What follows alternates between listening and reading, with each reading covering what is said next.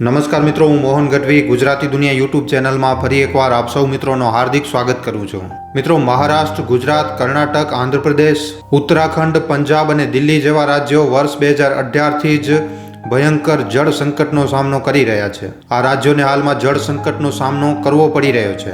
1.4 કરોડની આબાદી સાથે આજે આપણો ભારત દેશ દુનિયામાં સૌથી વધારે આબાદીવાળો દેશ છે.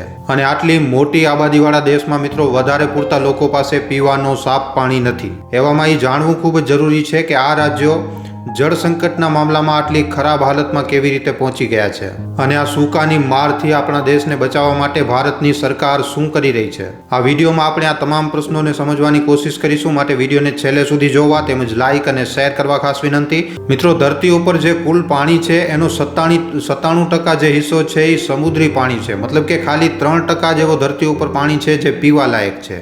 આમાંથી પણ 2.4% ગ્લેશિયર મિત્રો ઉત્તરી અને દક્ષિણી ધ્રુવોમાં મળે છે. હવે વધે છે 0.6% પાણી જે નદીઓ, તળાવો અને ઝીલોમાં રહેલો છે. પણ આજના સમયમાં મિત્રો આપણા ભારત દેશમાં નદીઓ કેટલી વધારે પ્રદૂષિત થઈ ચૂકી છે આ વાત આપણે બધા જાણીએ છીએ. મિત્રો, ટ્રિબ્યુન ઇન્ડિયાની એક રિપોર્ટની અનુસાર આપણે વાત કરીએ તો આપણા ભારત દેશની 46% નદીઓ પ્રદૂષિત છે. અને આ જ સૌથી મોટો કારણ છે કે આપણા દેશમાં જે 80% જનતા છે એ ઝેરીલો પાણી પીવા માટે આજની તારીખમાં મજબૂર છે. આના સિવાય આ દેશમાં ઘણા બધા એવા પણ ઇલાકા છે કે જ્યાં લોકોને પીવા માટે પાણી નસીબ પણ નથી થતો. અહીંયા પાણીના પ્રાકૃતિક જળ સંસાધનો પૂરી રીતે સૂકી ચૂક્યા છે. હાલમાં આપણા ભારત દેશમાં 7 એવા રાજ્યો છે જે ખૂબ જ ગંભીર જળ સંકટનો સામનો કરી રહ્યા છે. ચાલો જાણીએ એ 7 રાજ્યોના વિષયમાં જ્યાં હાલમાં જે જળ સંકટ છે એ પૂરી રીતે ચરમ ઉપર પહોંચી આવ્યો છે. આમાં સૌથી પહેલો નંબર આવે છે મહારાષ્ટ્ર, જે આજે અભૂતપૂર્વ સ્તર ઉપર જળ સંકટનો સામનો કરી રહ્યો છે. જલાશયો, બાંધો અને ભૂજલના અત્યાધિક વપરાશના લીધે ભૂજલ સર્વેક્ષણ અને વિકાસ પ્રાધિકરણ મતલબ કે GSDએ અહીંયા રહેવાવાળા લોકોને ચેતવણી આપી છે. અહીંયા વર્ષ 2016થી હમણાં સુધી લગાતાર વરસાદમાં ઘટત આવી રહી છે, વરસાદ ઘટી રહી છે. અને આ જ કારણ છે કે મહારાષ્ટ્રના લગભગ 751 જેટલા ગામો જળ સંકટના લીધે પ્રભાવિત થયા છે. આના કારણે મહારાષ્ટ્ર સરકારે ભૂજલ વિકાસ અને પ્રબંધન અધિનિયમ અને રાજ્યમાં જલ નિકાસી વિનિયમ પણ લાગુ કર્યું છે. પણ આનો કામ સારી રીતે ન થવાના લીધે આજની તારીખમાં પણ કોઈ ખાસ બદલાવ જોવા નથી મળી રહ્યો. આજની તારીખમાં મહારાષ્ટ્રના લગભગ 151 ગામો પાણીની અછત સામે લડી રહ્યા છે, જળ સંકટનો સામનો કરી રહ્યા છે. જો આપણે વાત આપણા ગુજરાતની કરીએ તો મિત્રો આપણા ગુજરાત પાસે આજે ખાલી 2% જળ સંસાધનો છે, જ્યારે ગુજરાતમાં લગભગ આખા દેશની 5% આબાદી રહે છે. અને આ સંસાધનોમાં પણ લગાતાર આવતી કમીના લીધે આ સંકટ હજી પણ વધારે વધી શકે છે આપણા ગુજરાતમાં. આજે ગુજરાતના 14 જિલ્લાઓમાં 500થી વધારે ગામો ખાલી ટેન્કરના પાણી ઉપર નિર્ભર છે. પાણીની સ્થિતિ સૌરાષ્ટ્ર, કચ્છ અને ઉત્તર ગુજરાતમાં આનાથી પણ વધારે ખરાબ છે. આના સિવાય કર્ણાટકમાં જળ સંકટ એક બાજુ તો ગંભીર કૃષિ સંકટને પેદા કરી રહ્યું છે, ત્યાં જ બીજી બાજુ ઘરેલું પાણીની પણ અછત કર્ણાટકમાં થઈ રહી છે. આજે કર્ણાટકના 30 જેટલા જિલ્લાઓમાં મિત્રો 1900 જેટલા ગામો સૂકાનો સામનો કરી રહ્યા છે. બીજા રાજ્યોની વાત કરીએ તો આજની તારીખમાં મિત્રો અડધો ઝારખંડ સૂકેલો છે. આમાં પણ કોડરમાં, ખૂંટી અને ગઢવા જિલ્લાની સ્થિતિ સૌથી વધારે ખરાબ છે. સરકાર પણ અહીંયા પીવાનું પાણી ઉપલબ્ધ કરાવવા માટે પૂરી રીતે અસફળ રહી છે.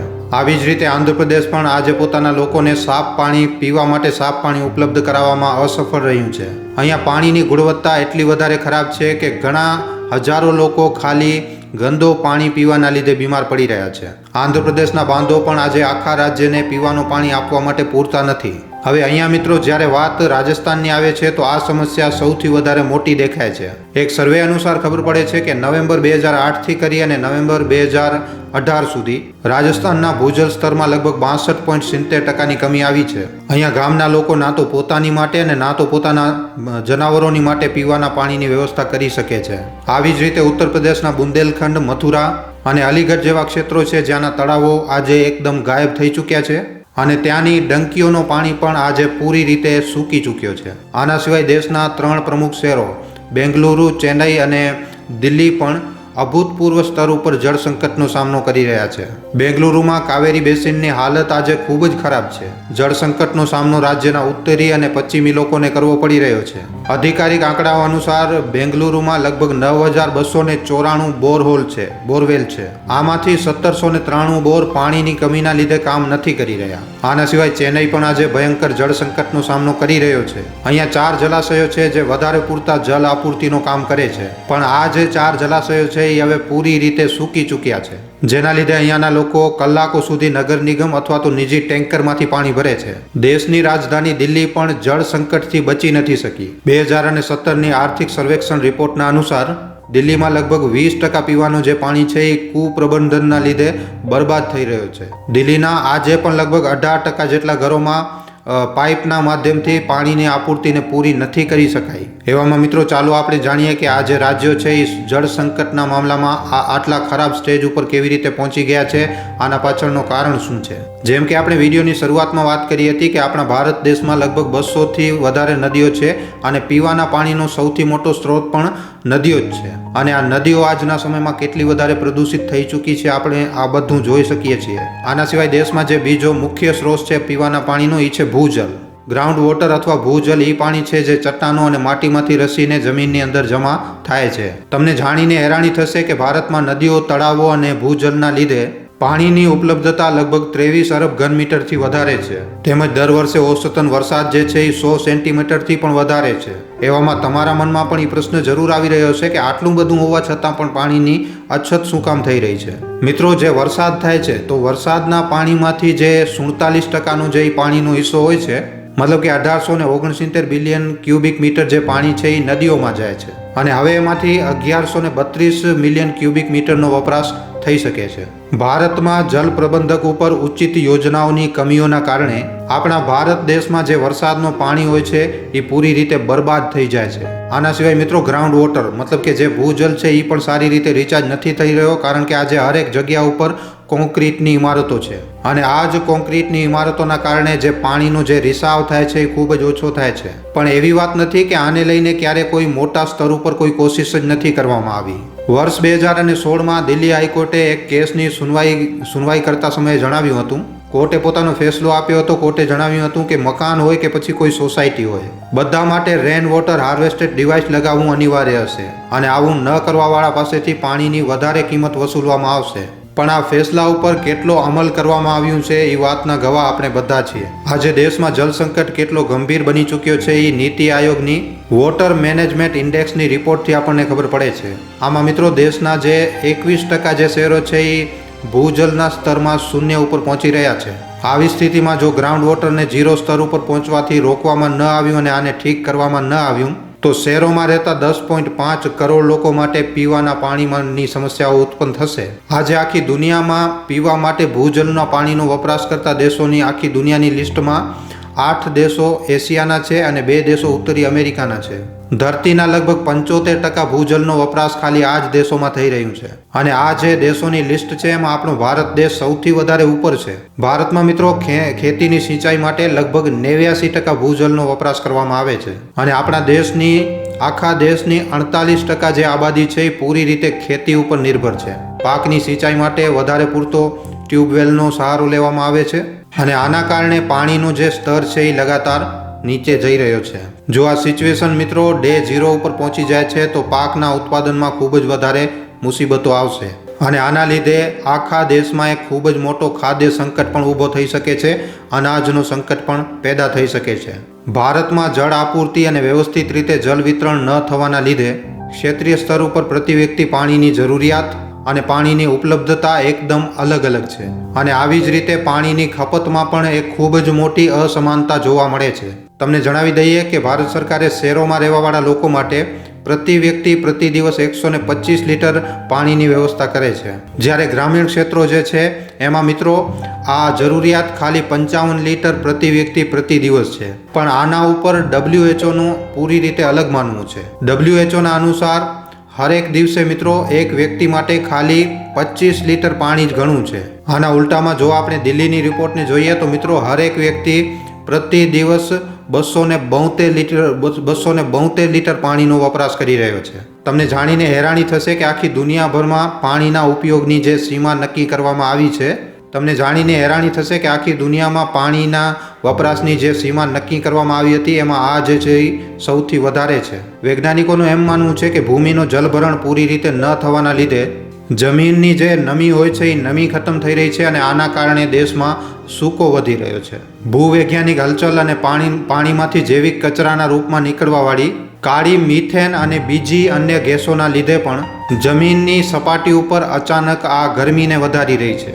હવે મિત્રો, જો સમસ્યા આટલી વધારે મોટી છે તો આપણને એ જાણવું પણ જરૂરી છે કે સરકારનો આ વિષયમાં શું વિચારવું છે. ભારત સરકાર લગાતાર જળ સંકટ સામે લડવાની તૈયારીમાં લાગેલી છે. હમણાં સરકાર હર ઘર જલના પ્રોજેક્ટને 2025માં પૂરો કરવા માંગે છે. યોજનાના અનુસાર કેન્દ્ર સરકારે વર્ષ 2024 સુધી હરેક ઘર સુધી પાણીની આપૂર્તિનો લક્ષ્ય રાખ્યો છે. 2019માં ચાલુ થયેલી આ યોજનાનો 56.14% કામ પૂરો થઈ ચૂક્યો છે. જાન્યુઆરી 2024 સુધી નળ કનેક્શન સુધી પહોંચ રાખવાવાળા ગામોના આંકડા જે છે 108.7 મિલિયન સુધી પહોંચી ચૂક્યા છે. નળના આંકડા. આના સિવાય જળ સંકટ સામે લડવા માટે કેન્દ્ર સરકારે વર્ષ 2019માં તમે જાણતા હશો કે અટલ ભૂજલ યોજના બનાવી હતી. શરૂઆતમાં તમને જણાવી દઈએ કે આ દુનિયાનો સૌથી મોટો ભૂજલ સંરક્ષણ કાર્યક્રમ છે, જેમાં 7 રાજ્યોના 8,237 ગ્રામીણ પંચાયતોમાં આને લાગુ કરવામાં આવ્યું હતું. આની સાથે સાથે સરકારે 50,000 જલાશયોનું નિર્માણ કરવાનો પણ ફેસલો લીધો છે. આનું નામ છે અમૃત સરોવર, જેને 24 એપ્રિલ 2022માં શરૂ કરવામાં આવ્યું હતું. આ પ્રોજેક્ટને લઈને સરકાર ખૂબ જ વધારે આશાવાદી છે. પ્રોજેક્ટમાં હરેક વોટર બોડી 1 એકરની હશે, જેમાં 10,000 ક્યુબિક મીટર વોટર જે છે એ હોલ્ડ કરવામાં આવશે. સરકારે જલ સંરક્ષણ ઉપર કેન્દ્રિત જલ શક્તિ અભિયાન પણ ચાલુ કર્યું છે. જલ શક્તિ અભિયાનની શરૂઆત વર્ષ 2019માં catch the rain when it's ફોલની થીમ સાથે શરૂ થઈ હતી. આ પ્રોજેક્ટ ગામો અને શહેરોમાં વરસાદ જલ સંરક્ષણ ઉપર કેન્દ્રિત છે. પ્રી મોન્સૂન અને પોસ્ટ મોન્સૂન દરમિયાન રેન વોટર જે હોય છે એનો બરોબર રીતે વપરાશ કરવામાં આવે છે. અને આવી જ રીતે કૃષિ સિંચાઈમાં પણ વધારો કરવા માટે સરકાર લગાતાર પ્રયત્નો કરી રહી છે. અને આમાં પણ પ્રધાનમંત્રી કૃષિ સિંચાઈ યોજના જે છે એ સૌથી મુખ્ય છે. આ પ્રોજેક્ટ વર્ષ 2015-16માં લોન્ચ કરવામાં આવ્યું હતું, જેના લીધે ખેડૂતો સુધી પાણી પહોંચી શકે અને ખેતીમાં પાણીનો જરૂરી રીતે ઉપયોગ થઈ શકે. આવી રીતની યોજના ખેતીમાં પાણીના કમીને સોલ્વ કરવામાં ઉપયોગી સાબિત થઈ શકે છે. બસ મિત્રો, આપણને સમજવાનું ખાલી એ છે કે પાણીની જે સમસ્યા છે એ ખૂબ જ વધારે મોટી સમસ્યા છે અને આના માટે લગાતાર અને વ્યાપક પ્રયાસોની જરૂર છે. રાષ્ટ્રીય અને આંતરરાષ્ટ્રીય સ્તર ઉપર આ દિશામાં મિત્રો થોડાક સફળ કાર્યોથી આપણે શીખી તો જરૂર શકીએ. મિત્રો, આજનો સમય એવો થઈ ગયો છે કે આપણે જાણ્યા અજાણ્યા પ્રકૃતિમાં એટલી ગંધ મચાવી નાખી છે કે આપણે ધારીએ તો પણ હવે આને ઠીક નથી કરી શકતા. અને એવામાં આપણે લગાતાર જોઈ રહ્યા છીએ કે આપણા વાતાવરણમાં મોટા મોટા બદલાવ આવી રહ્યા છે અને આ બદલાવનું સૌથી મોટું કારણ છે ગ્લોબલ વોર્મિંગ. ગ્લોબલ વોર્મિંગ ઝડપથી વધી રહી છે. પૃથ્વીનો પારો એટલો વધી ગયો છે કે આ આપણા માણસો માટે એક નર્કથી કંઈ ઓછું નથી. મિત્રો, આપણી સોલર સિસ્ટમનો સૌથી વધારે સુંદર ગ્રહ છે પૃથ્વી. પૃથ્વીનો 71% ભાગ જે છે એ પાણી છે, ત્યાં આખો પાણી જ છે, અને 29% જે ભાગ છે ત્યાં જમીન છે. પૃથ્વીનું આ 71% જે પાણી છે એ કાં તો મહાસાગરોમાં ઉપલબ્ધ છે અને કાં તો પછી ગ્લેશિયરમાં બરફના રૂપમાં જમા છે. ગ્લેશિયર અસલિયતમાં પૃથ્વીની સપાટી ઉપર બરફની એક મોટી ચાદર છે, મોટા મોટા પહાડો છે બરફના, અને બરફના પહાડોમાં ખૂબ જ ભારી માત્રામાં મીઠો પાણી ઉપલબ્ધ છે. આ જ ગ્લેશિયરમાંથી બરફમાંથી મીઠો પાણી નીકળે છે જે નદીઓમાં આવે છે અને જે પીવા માટે આપણા ઘરોમાં વપરાશ કરવામાં આવે છે.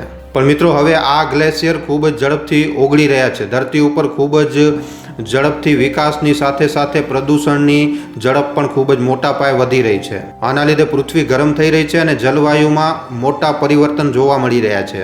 મિત્રો, આપણે ઘણીવાર સાંભળીએ છીએ કે પૃથ્વીનું પર્યાવરણ ઝડપથી બદલી રહ્યો છે અને વધતા તાપમાનનો ગ્લેશિયર ઉપર પ્રભાવ જે છે એ ખૂબ જ ખરાબ થઈ રહ્યો છે. આના લીધે ગ્લેશિયરમાં જમા બરફ ધીરે ધીરે ઓગળી રહી છે. કહેવામાં આવે છે કે જો આવી જ રીતે ગ્લેશિયર ઓગળતા રહ્યા તો વર્ષ 2035 સુધી ગ્લેશિયરની તમામ જે બરફ છે એ નદીઓમાં પાણીના રૂપમાં આવી જશે અને આના લીધે મેદાની ક્ષેત્રો જે છે એને ખૂબ જ મોટી તબાહીનો સામનો કરવો પડશે.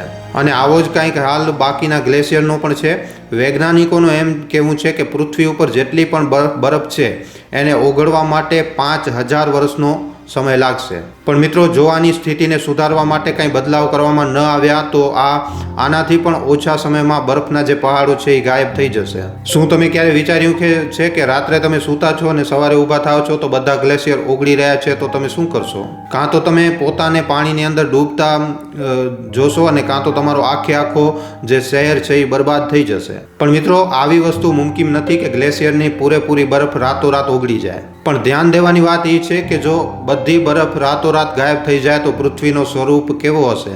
શું ધરતી ઉપર ફરી એકવાર જીવન વસવાટ કરી શકશે કે પછી ખાલી આ પછી પાણીનો ગ્રહ બનીને રહી જશે? મિત્રો, આજે ગ્લોબલ વોર્મિંગ આખી દુનિયા માટે એક ખૂબ જ મોટો ખતરો બની ચૂકી છે. આ જ કારણ છે જેના લીધે ધરતી ઉપર કાર્બન ડાયોક્સાઇડ એટલી ઝડપથી વધ્યો છે કે પૃથ્વીની જલવાયુમાં ખૂબ જ મોટા પરિવર્તન જોવા મળી રહ્યા છે. આંકડા જણાવે છે કે આ પૃથ્વી ઉપરના 75% ગ્લેશિયર નદીઓ અને તળાવોનું રૂપ લઈ ચૂક્યા છે, મતલબ કે ઓગળી ચૂક્યા છે. અને હવે આ પૃથ્વી ઉપર ખાલી 8% જેવા ગ્લેશિયર છે જેનો સ્વરૂપ જેમ હતો એમ જ છે. અને મિત્રો, વાત તો ત્યાં સુધી આવી ચૂકી છે કે આ ધરતી ઉપરથી કેટલાક સમુદ્રી જીવોનું અસ્તિત્વ જ એકદમ ખતમ થઈ ચૂક્યો છે. અને મિત્રો, આ ઘટનાએ આપણને વિચારવા ઉપર મજબૂર કરી નાખ્યું છે કે બરફ વિહીન થતી આ ધરતી ઉપર ગ્લેશિયરનું અસ્તિત્વ આવનારા સમયમાં વધશે કે નહીં વધે. જરાક વિચારો મિત્રો, જો એક દિવસ વિશ્વના બધા જ તમામ ગ્લેશિયર ઓગળી જાય તો શું થશે? શું બધા જ મહાદ્વીપ પાણીમાં ડૂબી જશે? જો તમે વિચારી રહ્યા છો કે પૃથ્વીનો નાશ થઈ જશે તો આવું કાંઈ નહીં થાય. હા મિત્રો, તમે આ વાતથી સમજી શકો છો. તમે પાણીના ભરેલા એક ગ્લાસમાં બરફના ટુકડા નાખો. શું ગ્લાસમાં બરફના ટુકડા નાખવાથી પાણીની માત્રામાં બદલાવ આવે છે? નહીં. બરફનો ટુકડો ઓગળી જાય છે ત્યારે એ ગ્લાસમાં પાણીનો સ્તર સામાન્ય રહે છે. અને આવું એટલા માટે થાય છે કારણ કે બરફના ટુકડામાં થોડીક હવા પણ હોય છે જે બરફના ઓગળવાની સાથે વાયુમંડળમાં ભાગી જાય છે. જોવામાં આવે તો એક ધરતી વસ્તુ પોતાના વજનના અનુસાર પાણીને ડિસ્પ્લેસ કરે છે. અને લગભગ આ જ કારણ છે કે ગ્લાસમાં પાણીની માત્રા જે છે એ લગભગ બરાબર જ રહે છે. પણ મિત્રો, જો આ ગ્લાસમાં 1 ચમચ મીઠો નાખવામાં આવે છે અને પછી જો બરફનો ટુકડો નાખવામાં આવે છે તો પાણીની જે ઊંચાઈ હોય છે એમાં 0.03નો વધારો થાય છે. આનો મતલબ એવો છે કે ઓગળેલો મીઠો પાણી ખારા પાણીની માત્રાને થોડોક વધારે છે. આના લીધે જળસ્તરમાં વૃદ્ધિ આવે છે. પણ જો આપણે જોવામાં આવે તો આ પાણીમાં એક ખૂબ જ નાની વૃદ્ધિ માનવામાં આવે છે. આ સિદ્ધાંતના અનુસાર પૃથ્વીનો 5.1 લાખ વર્ગમીટર એવો છે જે ગ્લેશિયર અને વર્ગની નાની ચાદરથી ઢાંકેલું છે. જો આટલા મોટા ક્ષેત્રની બરફ જે છે એ ઓગળે છે તો મહાસાગરમાં જળનો સ્તર 230 ફૂટ સુધી વધી જશે. જળસ્તરમાં આટલી વૃદ્ધિ ઘણી છે લંડનના ટાવર બ્રિજને ડૂબાડવા માટે. અને કંઈક આવી જ રીતની હાલત બાકી દેશોની ઐતિહાસિક ધરોહર સાથે પણ થશે. શહેરોના શહેરો પાણીમાં ડૂબી જશે. આપણા ભારત દેશની હાલત પણ કંઈક આવી જ થશે. આ પ્રાયરદ્વીપ પૂરી રીતે જલમગ્ન થઈ જશે. ના તો કોઈ મુંબઈ બચશે અને ના તો આપણો ગુજરાત બચશે. બધા જ સાથે 7 કોન્ટિનેન્ટ સુનામીના કારણે જલ સમાધિ લઈ લેશે. ઓસ્ટ્રેલિયાના બધા જ કોસ્ટલ એરિયા પૂરી રીતે નષ્ટ અને બરબાદ થઈ જશે. આની 80% જનસંખ્યા પૂરી રીતે ખતમ થઈ જશે.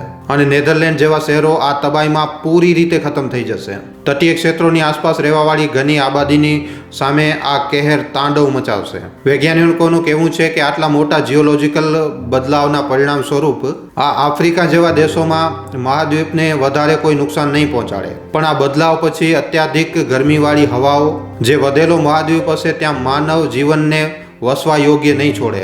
એવું નથી કે પહાડ અને મહાદ્વીપનું અસ્તિત્વ પૂરી રીતે એકદમ ખતમ થઈ જશે. આ પૂર ભયંકર તબાહી તો મચાવશે પણ ધરતી ઉપરથી માનવ જીવન પૂરી રીતે નષ્ટ નહીં થાય.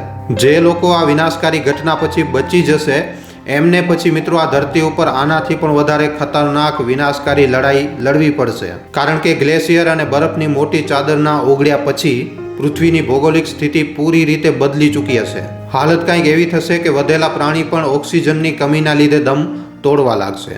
જો તમે આમ વિચારી રહ્યા છો કે આ બરફના ઓગળવાથી પૃથ્વીના પર્યાવરણમાં ઓક્સિજનની માત્રા ઓછી થઈ જશે તો આવું બિલકુલ નથી. મિત્રો, 5.1 વર્ગ કિલોમીટરના એરિયામાં ફેલાયેલા ગ્લેશિયરનો એક સાથે ઓગળવાથી પૃથ્વીના વાતાવરણમાં ભારી માત્રામાં કાર્બન ડાયોક્સાઇડ રિલીઝ થશે. આપણે બધા જાણીએ છીએ કે કોન્સન્ટ્રેટેડ કાર્બન ડાયોક્સાઇડ બરફને ઓગળવામાં એક ખૂબ જ મહત્વપૂર્ણ ભૂમિકા નિભાવે છે. પણ પર્યાવરણમાં ઓક્સિજનની માત્રા જેમની તેમ જ રહેશે. પણ CO2ના વાતાવરણમાં વધી જવાના કારણે લોકો શ્વાસ નહીં લઈ શકે અને માણસ જે છે, જે પ્રાણી છે એ ધીરે ધીરે સફોકેશનના લીધે મરવા લાગશે. આ નવી પૃથ્વીના નવા વાતાવરણમાં ઢળવા માટે લોકોને સમય પણ નહીં મળે. પૃથ્વીની ભૌગોલિક સ્થિતિ બદલવાની સાથે જ સમુદ્રી ધારાઓ પોતાનો માર્ગ બદલશે અને આનો પરિણામ એવો થશે કે આટલા મોટા મહાદ્વીપમાં ઢળવા માટે બધા જ સમુદ્રી જીવોના પરિણામ સ્વરૂપ એમનો આ ધરતી ઉપરથી સફાયો થઈ જશે.